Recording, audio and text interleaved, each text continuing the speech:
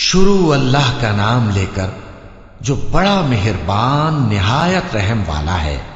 اے پیغمبر صلی اللہ علیہ وآلہ وسلم، اپنے پروردگار عالی شان کے نام کی تسبیح کرو، جس نے انسان کو بنایا، پھر اس کے اعضاء کو درست کیا، اور جس نے اس کا اندازہ ٹھہرایا، پھر اس کو رستہ بتایا، اور جس نے چارہ اگایا، پھر اس کو سیاہ رنگ کا کوڑا کر دیا۔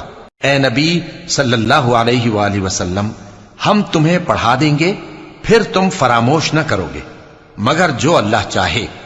وہ کھلی بات کو بھی جانتا ہے اور چھپی کو بھی، اور ہم تم کو آسان طریقے کی توفیق دیں گے، سو جہاں تک نصیحت کے نافع ہونے کی امید ہو نصیحت کرتے رہو۔ جو خوف رکھتا ہے وہ تو نصیحت حاصل کرے گا، اور بے خوف بدبخت اس سے کترائے گا۔ جو بڑی تیز آگ میں داخل ہوگا، پھر وہاں نہ مرے گا اور نہ جیے گا۔ بے شک وہ مراد کو پہنچ گیا جو پاک ہوا، اور اپنے پروردگار کا نام لیتا رہا اور نماز پڑھتا رہا۔ بات یہ ہے کہ تم لوگ تو دنیا کی زندگی کو ترجیح دیتے ہو، حالانکہ آخرت بہت بہتر اور ہمیشہ باقی رہنے والی ہے۔